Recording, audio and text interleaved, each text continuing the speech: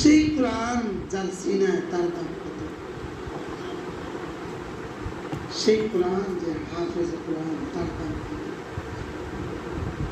সেই হাফেজ কোরআন বানাবার জন্য যে প্রতিষ্ঠান তার দাম কত?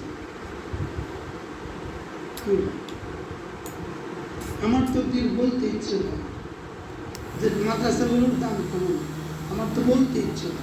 এটা লোহে মাহফুজের দামের মতো,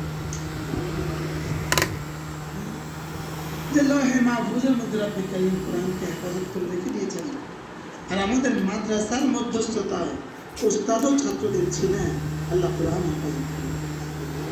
এটা আর ওটা তো একই, এটা আর ওটা তো একই কাজ।